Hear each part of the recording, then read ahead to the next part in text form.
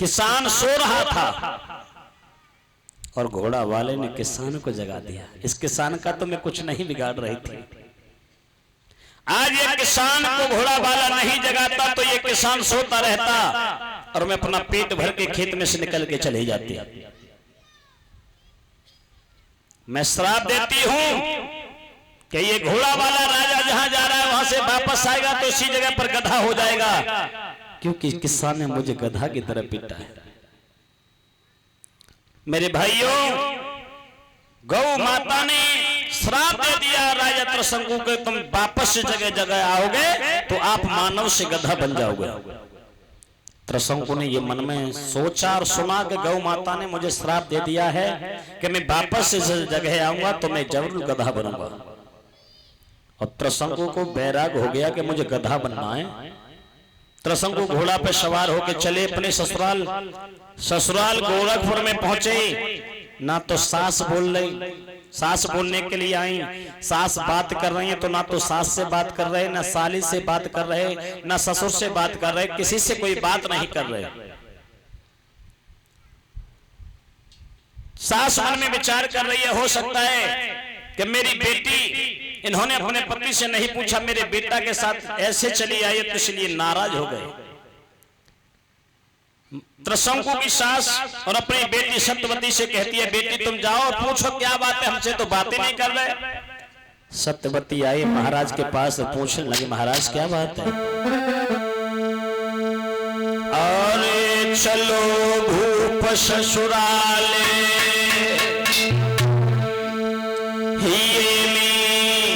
दुख करारो है,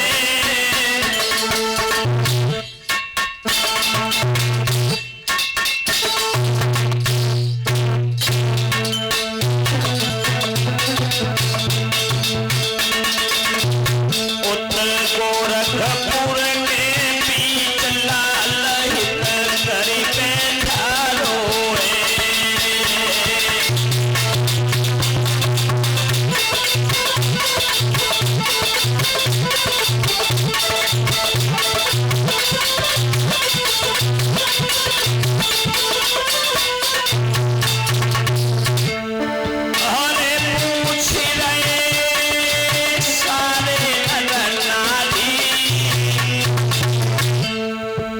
ससुराल वाले पूछ रहे महाराज से क्या हुआ, क्यों नहीं बात करते हो हमसे?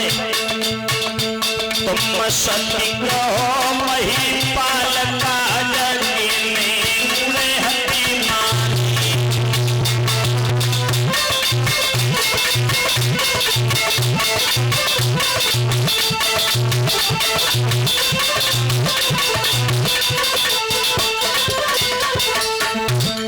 एक एक करके पूछने आ रहा है महाराज त्रसंकु से, लेकिन कुछ नहीं बताया। सत्यवती पास में आई और भेद काऊ कौन दियो, तब सत्यवती गई पास भेद राजा ने कहे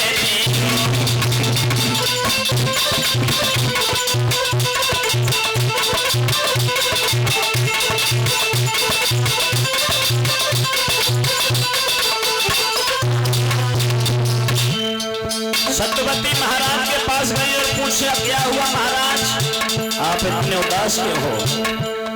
तो राजा क्या बोले रानी से, रानी अरे मैंने खोटो करे दारो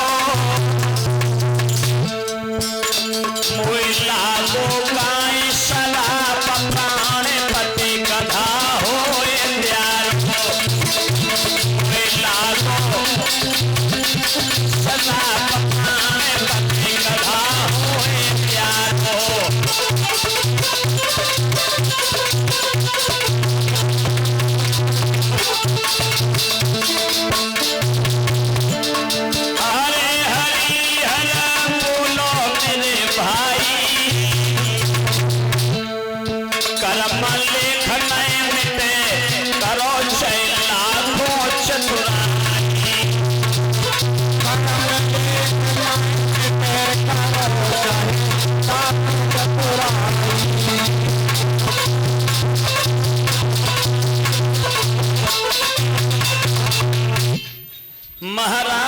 त्रसंकु ने ये कहा कि गौ माता किसान के खेत में चुग रही थी, किसान को मैंने मिट्टी का ढेल मार के जगा दिया और उस किसान ने गौ माता को गधा की तरह पीटा है। रानी अब मैं यहाँ से वापस जाऊंगा तो मैं जरूर वहां जाके गधा बनूंगा।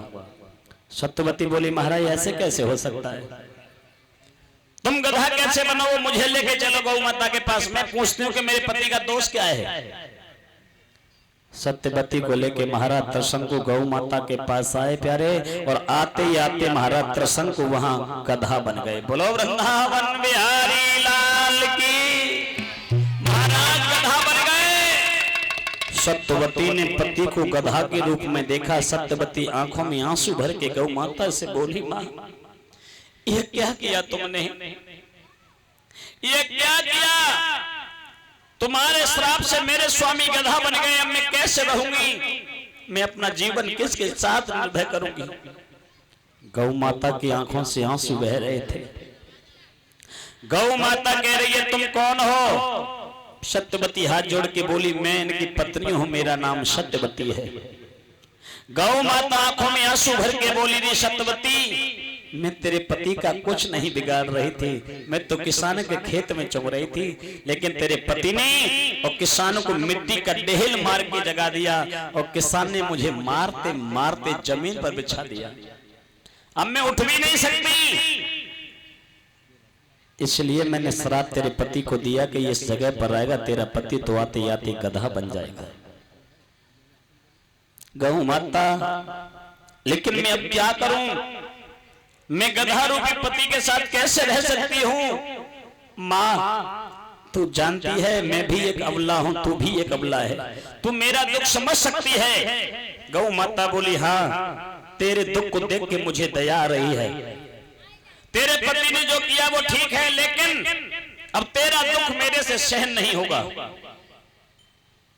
एक काम करो, गौ माता कह रही है सत्यवती से एक काम करो, क्या तुम अपने पति को लेके जाओ यहाँ से, आगे काशी नगरी है और काशी नगरी में एक राजा रहते हैं जिस राजा का नाम है मांडलिक, और राजा मांडलिक के यहाँ एक पतिव्रता स्त्री है और वो पतिव्रता स्त्री तुम्हारे पति पर लोटा चढ़ा देगी तो तुम्हारा पति अवश्य गधा से इंसान बन जाएगा। सत्यवती अपने गधा रूपी पति को लेके चली तो प्यारे यहाँ बताया गया है कि सत्यवती अपने पति को लेके एक भट्टे पर लग जाती है और भट्टे पर लग के ईंटों का बोझा जो होता है ना वो गधा की पीठ पर रखा जाता है, वो गधा की पीठ पर न रख के स्वयं अपने सर पर ईंटों का बोझा रख के समय काट रही है सत्यवती। वो थी एक पतिव्रता स्त्री, पतिव्रता स्त्री पति को दुख ना दे के स्वयं सर पर बोझा रख कर के समय व्यतीत कर रही है। धीरे धीरे समय आया, सत्यवती अपने पति को लेकर राजा मांडलिक की कचहरी में पहुंची है काशी नगरी में, और जाकर के जो महाराज मांडलिक के मंत्री थे उनसे जाके कहा मंत्री ये काशी नगरी है, यहाँ के राजा मांडलिक हैं। हाँ महाराज। उनसे कह दो कि तुम्हारे दरबार में एक दुखिया एक अबला आई है, अच्छा, और वो मिलना चाहती है। ठीक है महाराज, अभी जाके कहता हूँ। राजा की जय हो, चिरंजीव रहो, कहो महाराज। कहिए। एक अबला तुमसे मिलना चाहती है। कहां से आई है? अयोध्या से आई है महाराज। कह दो चली आए हमारे पास। ठीक है महाराज, बुला के ले आऊं? लाइए। ठीक है महाराज, जाता हूं। कहो सुंदरी क्या बात है, बड़ी उदास हो तुम, हमारे इस नगर में क्यों आई हो?